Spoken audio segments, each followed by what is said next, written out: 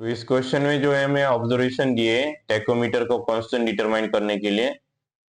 तो यहाँ पे सबसे पहले हमें क्या समझना पड़ेगा कि ये स्टेशन क्या चीज है और स्टाफ क्या चीज है। तो अगर ये ऑलरेडी पता है तो थोड़ा सा स्किप भी कर सकते हो, लेकिन मैं ब्रीफ में बता देता हूँ। मान लो ये हमारा ये स्टेशन है, तो दोनों के लिए स्टेशन सेम ही है।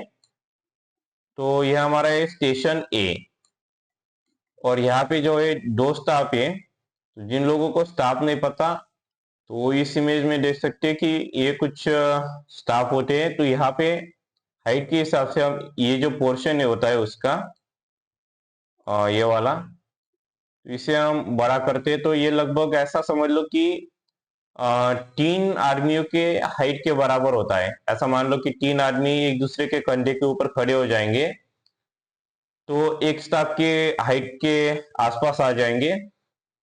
तो ये इतना बड़ा मतलब लंबी हाइट उसकी होती है। तो ये हम खड़ा करते हैं, और इसकी जो रीडिंग्स होती है 8, 7, 5, 6, तो ये सारी जो रीडिंग्स है ये हम ऑब्जर्व करते हैं। तो ये जो रीडिंग्स होती है, जैसे इस केस में यहाँ पे रीडिंग्स है, तो बहुत से अलग अलग स्टाफ होते हैं। जैसे अभी गूगल पे सर्च करोगे तो बहुत सारे स्टाफ मिलेंगे। तो ये कुछ इमेजेस में देख सकते हो, कुछ इस प्रकार के होते हैं। तो ये स्टाफ जो है इनका सर्वे में यूज किया जाता है। तो इससे हमें रीडिंग जो मिलती है, तो हेयर रीडिंग मिलती है, तो लोअर रीडिंग भी मिलती है और अपर रीडिंग भी मिलती है। तो यहाँ पे क्या है, हमें यहाँ पे मैं एक और बार बताता हूँ। मान लो ये हमारा स्टेशन ए था, और ये हमारा यहाँ पे हमने स्टाफ रखा कहीं पे। तो ये हमारा यहाँ पे जब हमने स्टाफ रखा, ये हमारा सी हो गया, और यहाँ पे जो हमने स्टाफ रखा ये हमारा बी हो गया। तो बी से लेके ए से लेके जो बी का डिस्टेंस जो रहेगा, वो हमारा रहेगा हॉरिजॉन्टल डिस्टेंस। और बी से लेके, सॉरी, ए से लेके अगेन सी तक का जो डिस्टेंस रहेगा, वो भी हॉरिजॉन्टल डिस्टेंस रहेगा। वो किसके लिए? सी के लिए, स्टाफ सी के लिए। तो यहाँ पे नेक्स्ट क्या आता है? एंगल। तो यहाँ पे ये जो है 90 डिग्री के एंगल पे, तो एग्जैक्ट स्ट्रेट तो रहेगा नहीं, ये थोड़ा सा ये वाले ऐसे साइड में यहाँ पे रहेगा, सॉरी यहाँ पे, सॉरी, तो ये थोड़ा सा यहाँ पे टेढ़ा रहेगा। तो ये कुछ एंगल फॉर्म करेगा। तो ये हो जाता है हमारा वर्टिकल एंगल। और हेयर रीडिंग क्या है, अगर सर्वे किया होगा तो उसमें दो प्रकार की रीडिंग देखी होगी। अगर वैसे प्रैक्टिकली दिखाया जा सकता है कि दो रीडिंग्स हमें दिखती है। एक होती है अपर रीडिंग की, जो ऊपर की जो रीडिंग होती है उसे अपर रीडिंग कहते हैं, और नीचे वाली जो दिखती है वो लोअर रीडिंग होती है, और दोनों का एवरेज किया जाता है। तो ये थोड़ा सा मैंने बैकग्राउंड बता दिया कि क्वेश्चन का मतलब क्या है। तो इसे हम सॉल्व करेंगे। तो सॉल्व करने से पहले मैं बता दूं, डिटरमाइन कांस्टेंट। तो कांस्टेंट क्या चीज होती है? तो कांस्टेंट दो प्रकार के होते हैं। एडिटिव कांस्टेंट जो कि होता है एफ प्लस सी, मल्टीप्लाइंग कांस्टेंट जो होता है एफ अपॉन आई। तो यहाँ पे हमें यहाँ पे सबसे पहले फॉर्मूला यूज करना है हॉरिजॉन्टल डिस्टेंस का। तो हॉरिजॉन्टल डिस्टेंस जब हम कैलकुलेट करते हैं, तो यहाँ हॉरिजॉन्टल डिस्टेंस को कैलकुलेट करने का फॉर्मूला है। तो उसका फॉर्मूला है x equal to F upon I into S into cos square theta plus F plus C cos theta. तो यहाँ पे x क्या हो जाता है? x होता है हॉरिजॉन्टल डिस्टेंस। तो सबसे पहले हम ये कैलकुलेट करने वाले स्टाफ b के लिए। तो b के लिए अगर हम कैलकुलेट कर रहे हैं, तो यहाँ पे हमारा जो डिस्टेंस क्या है उसका 51.43 मीटर, क्योंकि यहाँ पे दिखा रहा है कि मीटर में है। तो हमने यहाँ पे लिख दिया 51.43। बस इक्वेशन में हमें वैल्यू पुट करते जाना है, जो भी हमारी वैल्यूज है। और एफ अपन आई की वैल्यू हमें नहीं पता, तो हमने एफ अपन आई जो है उसे वैसे ही रहने दिया, जो कि मल्टीप्लाइंग कांस्टेंट है, इंटू एस। अब एस क्या होता है? तो एस होता है कि मैक्सिमम रीडिंग में से मिनिमम रीडिंग को माइनस करना। तो यहाँ पे मैक्सिमम रीडिंग क्या है? 1.42। मिनिमम रीडिंग क्या है? 0.9। अगर मान लो यहाँ पे एक और रीडिंग होती 1.5, तो हम क्या लेते? 1.5 में से 0.9 माइनस करते। तो बस यही होता है, मैक्सिमम में से मिनिमम को माइनस करना। तो यहाँ पे हमारा डायरेक्ट चाहे तो इसे माइनस करके भी वैल्यू यहाँ पे लिख सकते हैं, या फिर ऐसे भी लिख सकते हैं 1.42 माइनस 0.9 और कॉस स्क्वायर थीटा। तो यहाँ पे जो है थीटा क्या है, वर्टिकल एंगल जो होता है उसे थीटा कहते हैं। तो वर्टिकल एंगल जो होता है उसे थीटा कहते हैं। तो क्या है वो 6 डिग्री 30 मिनट। तो एक और चीज मैं बता दूं, यहाँ पे क्या होता है, जो इस प्रकार का जीरो जैसा होता है थर्मामीटर का जो डिग्री जैसा होता है ना, उससे हम कहते हैं डिग्री। जो एक बार ऐसे डैश करके होता है जैसे यहाँ पे, इसे कहते हैं मिनट। और जो दो डैश करके होता है तो उसे कहते हैं सेकंड, DMS। तो ये याद रखना, क्योंकि वो बहुत काम में आता है इक्वेशन सॉल्व करने के। यहाँ पे नेक्स्ट क्या है, A+C। तो A+C क्या है हमें नहीं पता, जो कि हमारा एडिटिव कांस्टेंट है, तो हम इसे ऐसे रहने देते हैं। इसके बाद है हम इंटू कॉस थीटा। तो कॉस थीटा तो हमें पता है थीटा क्या है, 6 डिग्री 30 मिनट। तो बस हमें इसका मल्टीप्लाई करना है। यहाँ पे पहले इस टर्म को हम मल्टीप्लाई कर देंगे। और यहाँ पे मैंने इस इक्वेशन क्वेश्चन का मैंने एक देखा था, यहाँ पे प्रिंटिंग मिस्टेक है कि 1.42 माइनस 0.9 का तो कैलकुलेशन कर दिया, लेकिन उसके बाद जो है उससे कॉस स्क्वायर थीटा से मल्टीप्लाई करना था तो वो नहीं किया। तो वैसे अगर वो नहीं भी किया तो कुछ ज्यादा उसका डिफरेंस क्रिएट नहीं होता। तो चाहो तो एग्जाम में जो है उसको मल्टीप्लाई जरूर करना। तो यहाँ पे मैं बता दूं कैसे सॉल्व करते हैं। तो पहले हमें क्या करना है, 1.42 माइनस 0.9। तो चाहो तो बाकी के जीरो भी डाल सकते हो, और नहीं डाले तो भी कोई इश्यू नहीं, क्योंकि जीरो को कुछ वैल्यू नहीं होती। तो कॉस स्क्वायर थीटा कैसे डालेंगे, पहले हम कॉस डालेंगे 6 डिग्री 30 मिनट जो हमारा थीटा है उसकी वैल्यू डालेंगे। यहाँ पे याद से ये थीटा की जगह पे भी ये डाल सिंबल यूज कर लेना। और यहाँ पे नेक्स्ट हम यहाँ पे स्क्वायर डालेंगे, और जो हमारा आंसर आता है वो एक्चुअली 0.530 आ जाता है। तो ये कुछ जरा फ्रैक्शन में उतना जरा यहाँ पे फर्क नहीं आता। तो चाहे यहाँ पे मैं इसे डायरेक्टली ले रहा हूँ, क्योंकि अगर यहाँ पे हमने चेंज कर दिया तो आगे का बहुत कुछ चेंज हो जाता है। लेकिन एक्चुअली जो आंसर है यहाँ पे 0.513 ही है। और अगर हम 0.513 से भी इसे सॉल्व करेंगे इस क्वेश्चन को, तो बस माइनर चेंजेस ही होते, उतना ज्यादा उसमें कुछ चेंज नहीं आता। तो इसलिए मैं इसे 0.520 से रहने देता हूँ। तो यहाँ पे बस एग्जाम में क्या है, ध्यान से इसे कॉस स्क्वायर थीटा से मल्टीप्लाई कर लेना, क्योंकि यहाँ पे तो कुछ ज्यादा फर्क नहीं पड़ रहा, लेकिन एग्जाम में अगर फर्क पड़ा तो मार्क्स जाने के चांसेस रहते हैं। क्योंकि यहाँ पे क्या है, इस क्वेश्चन में क्या है कि अगर हमने एडिटिव कांस्टेंट को सॉल्व किया तो 1 मार्क मिलता है, मल्टीप्लाइंग कांस्टेंट को सॉल्व किया तो 1 मार्क्स मिलता है, और अगर दोनों सही रहे तो 2 मार्क्स मिलते हैं। एक गलत रहा और एक सही रहा तो 1 मार्क मिलेगा। तो इसी हिसाब से एग्जाम में अच्छे से मल्टीप्लाई कर लेना। नेक्स्ट है A+C कॉस थीटा। तो यहाँ पे मैं इसे कॉस थीटा को यहाँ पे कैसे पुट करेंगे, कॉस और जो थीटा की वैल्यू है बस उसे डायरेक्टली पुट कर देना है। उसकी वैल्यू आती है 0.909357, तो मतलब लगभग 0.994 इंटू A+C। तो हमें FI भी मिल गया और A+C की भी यहाँ पे मिल गया। तो वैसे मिल नहीं गया, उसको आगे कैलकुलेट करना है, लेकिन उसका एज इन टर्म्स में मिल गया। तो नेक्स्ट है हमारा स्टाफ C के लिए।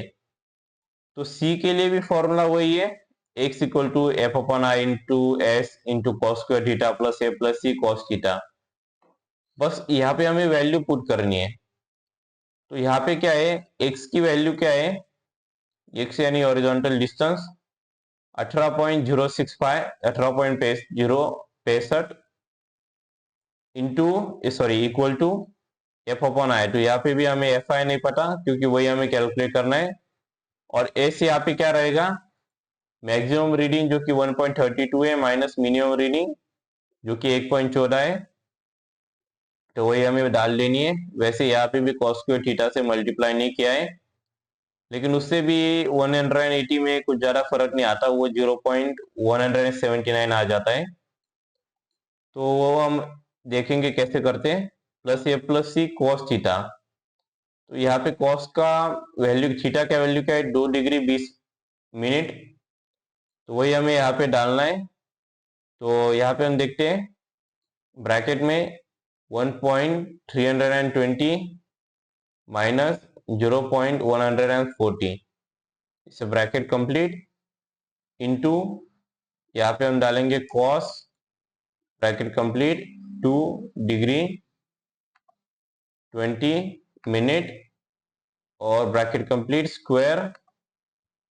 आंसर जो आता है 1.718, ये हमारा जो आंसर आया है यहाँ पे, ये लगभग 180 के आसपास ही है। तो यहाँ पे थोड़ा सा मिस्टेक हुआ है, वैसे यहाँ पे 0 पॉइंट नहीं था, एक्चुअली 1 पॉइंट ही था। तो ये जो 0.179 का हमारा आंसर आया यहाँ पे, ये लगभग 180, अगर आगे की जो वैल्यू है 0.71 और ये वाली, इसे अगर हम राउंड ऑफ करेंगे तो 0.180 आ जाता है।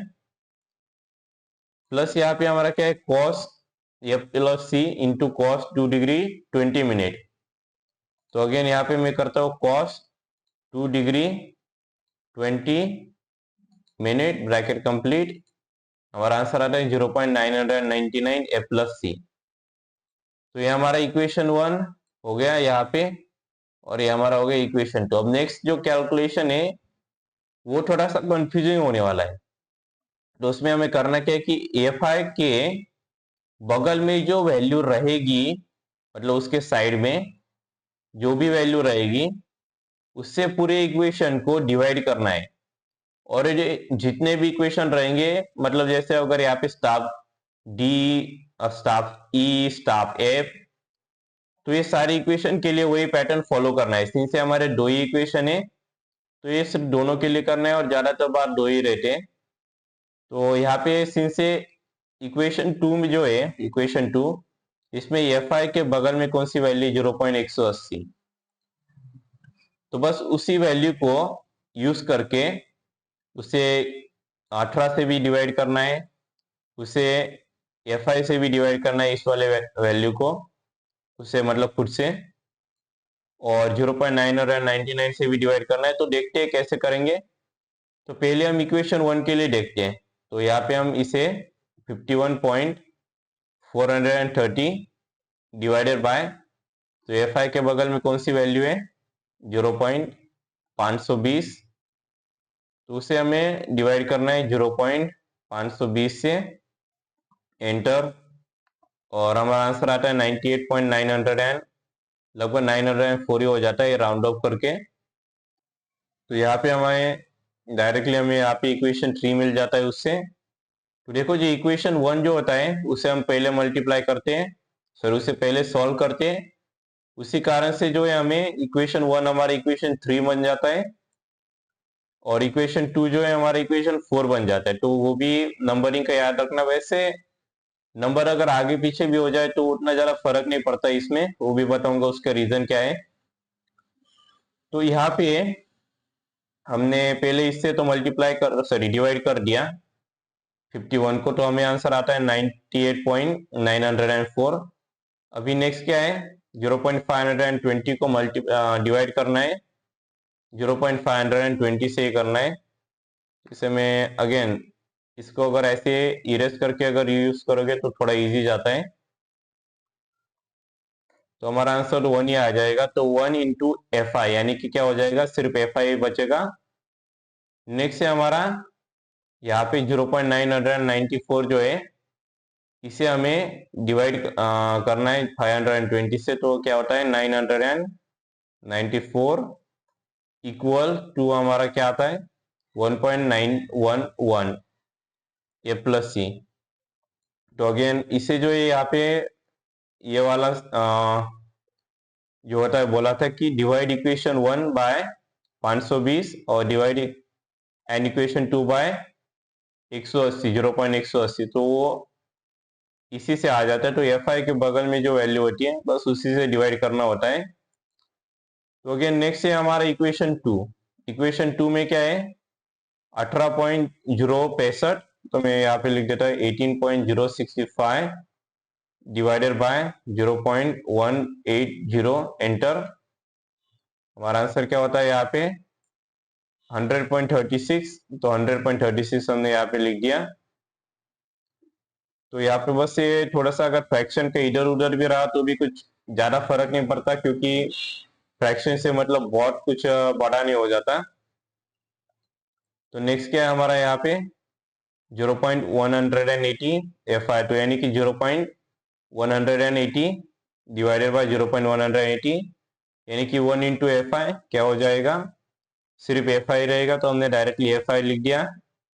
नेक्स्ट है हमारा 0.999 A प्लस सी, तो यहाँ पे 0.999 को जो है 180 से अगर डिवाइड करोगे तो हमारा आंसर यहाँ पे आता है 5.55, तो हमने 5.55 लिख दिया। तो देखो एक और यहाँ पे जीरो थोड़ा बहुत अगर एक्स्ट्रा डाल भी है, जैसे कि यहाँ पे 0.55 आया था, तो उससे भी कुछ ज्यादा फर्क नहीं पड़ता वैसे। तो हमारा हो जाता है इक्वेशन 4। अब यहाँ पे बोला है कि सब्सट्रैक्ट इक्वेशन 3 फ्रॉम इक्वेशन 4, लेकिन एक्चुअल में करते हुए उल्टा किया है, इक्वेशन 4 से इक्वेशन 3 किया है। तो इसका रीजन क्या है, जो कि मैं बोल भी रहा था कि इक्वेशन 3 को 4 कर दिया, 4 को 3 कर दिया, कोई फर्क नहीं पड़ता। तो बात ऐसी होती है, जो बड़ा इक्वेशन होता है जिसके पास ज्यादा बड़ी वैल्यू होती है, जैसे कि यहाँ पे बड़ी वैल्यू क्या है 100 है, तो बड़ी वैल्यू में से छोटी वैल्यू माइनस करनी होती है। छोटी वैल्यू क्या है 94, दिखने से ये पता चलता है यहाँ पे।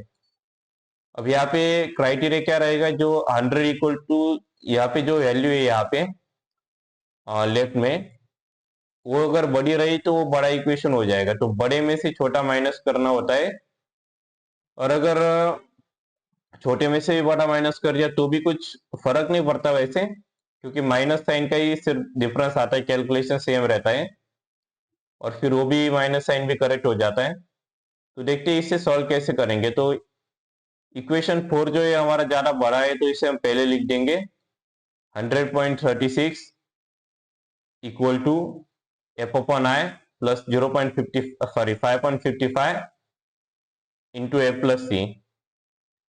और यहाँ पे जो है इक्वेशन 1 जो है 3 जो है हमारा छोटा है, तो इसे हम लिखेंगे नीचे उसके 98.904 इक्वल टू, अब यहाँ पे माइनस जो बोला है माइनस FI, तो ये एक्चुअली माइनस का साइन गलती से आ चुका है, इसे इरेज कर देना। ये एक्चुअली बस FI है माइनस 1.911, तो ये एक्चुअल में यहाँ पे प्लस था। तो यहाँ पे माइनस का साइन यहाँ पे आने का एक्चुअली रीजन क्या है कि जब हम माइनस करेंगे ना, तो 100 में से 98 पहले जब वो माइनस करते हैं तो हमारा आंसर जो आएगा, उसके वजह से मैं करके भी दिखाता हूँ। 100.36 माइनस 98.904, तो हमारा आंसर यहाँ पे आता है 1.456।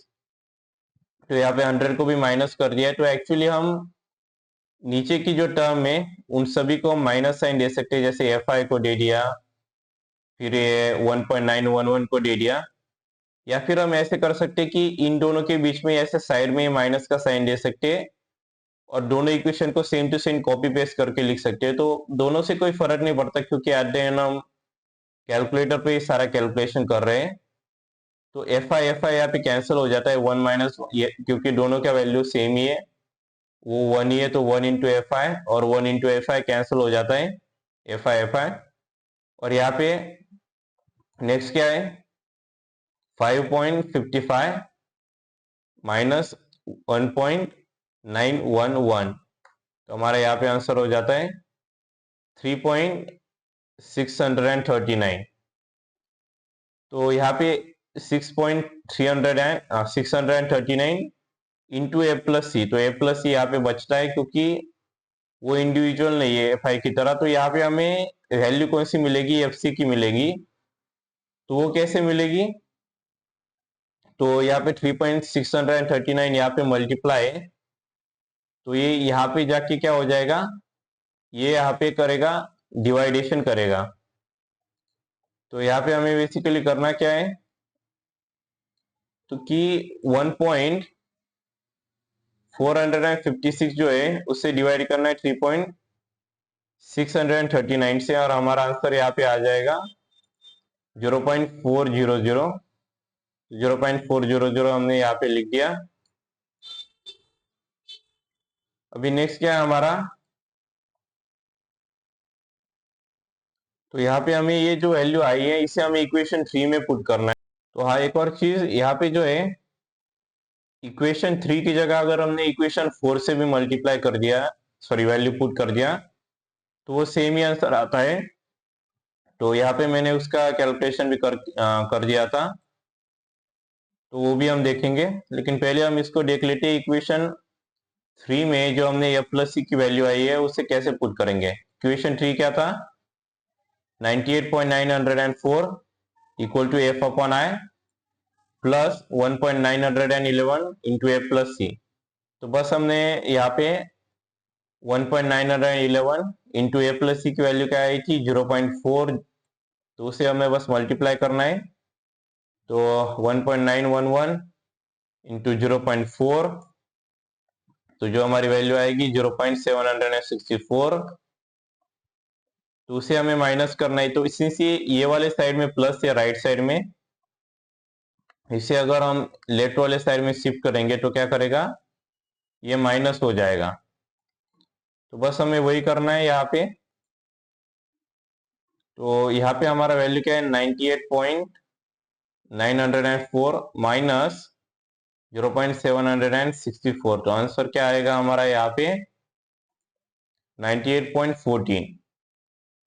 तो ये हमारा वैल्यू किसका हो गया, यहाँ पे हमारा वैल्यू हो जाता है एफ अपॉन आई का। और रही बात कि इसे अगर हम इक्वेशन 1 में, सॉरी इक्वेशन 4 में अगर पुट करते तो क्या होता, तो वही हम यहाँ पे ट्राई करते हैं, तो वही देखेंगे। तो लेट्स से मैं यहाँ पे इंटू, यहाँ पे मैं डायरेक्टली कर देता हूँ 0.4। तो यहाँ पे हम करेंगे कैलकुलेटर पे, आई होप स्क्रीन का यहाँ पे दिख रहा होगा, इसे यहीं पे रहने देते हैं। 5.55 इंटू 0.4 इक्वल टू हमारा आंसर आ जाता है 2.22। तो ये वाले साइड में क्या है, पॉजिटिव है, तो ये साइड में जाने के बाद क्या होगा, 100 से वो माइनस करेगा, सब्सट्रैक्ट करेगा। तो 100.36 माइनस 2.22, तो हमारा आंसर आता है 98.14। तो वो सेम ही आंसर है। तो हमें एफ आई यहाँ पे मिल चुका है। तो यहाँ पे हमें क्या करना है, एट दी एंड जब हमारा सारा का सारा कैलकुलेशन हो जाता है, हमें बस बोलना है कॉन्स्टेंट्स ऑफ टैकोमीटर आर, या फिर कॉन्स्टेंट्स आर। फर्स्ट जो हमारा additive constant F plus C. तो कई बार क्या होता है, हमें याद नहीं रहता कि एडिटिव कौन सा था और मल्टीप्लाइंग कौन सा था। तो क्या करना, बस यही लिखना, constants are F plus C equal to जो भी आंसर आया होगा, और F upon I equal to जो भी आंसर आया होगा, तो वो चल जाता है वैसे। तो आई होप इस क्वेश्चन का समझ में आया होगा। और एक और चीज, मार्क की सिस्टम भी मैं एक लास्ट टाइम बता देता हूँ जाने से पहले, कि जो हमारा एडिटिव कांस्टेंट जो अगर हमने सॉल्व किया और वो गलत आया तो उसे 1 मार्क मिलेगा। मल्टीप्लाइंग कांस्टेंट सॉल्व किया और वो गलत आया तो उसे 1 मार्क्स मिलेगा। अगर ये एडिटिव सही आता है तो उसे 1 मार्क्स मिलेगा, मल्टीप्लाई सही आता है तो उसे 1 मार्क्स मिलेगा। तो ऐसे 4 मार्क्स का इसका सिस्टम है। तो देख लेना कि कौन सा अगर गलत आया तो उस हिसाब से मार्क्स जो है वो माइनस होते हैं। नेक्स्ट वाले क्वेश्चन में हम ये वाला क्वेश्चन सॉल्व करने वाले हैं, लॉन्ग कोर का। यहाँ पे हमें ऑर्डिनेट्स कैलकुलेट करने हैं, तो ये हम नेक्स्ट लेक्चर में देखेंगे। और हाँ, जाने से पहले चैनल को सब्सक्राइब, वीडियो को लाइक और शेयर जरूर कर देना। और हाँ, ये जो प्लेलिस्ट है इसे सेव जरूर कर लेना, क्योंकि इसी प्लेलिस्ट पे नेक्स्ट लेक्चर आने वाला है और इसका लिंक डिस्क्रिप्शन में और एज ए एंड कार्ड भी शो हो रहा होगा। इसके ऊपर प्रीवियस लेक्चर भी है, जिसमें प्रीवियस ईयर के जो सर्वे के क्वेश्चन पेपर है वो मैंने कवर किए। तो बहुत से क्वेश्चन तो कवर नहीं हुए, लेकिन अभी होने वाले, तो प्लेलिस्ट को सेव कर लेना।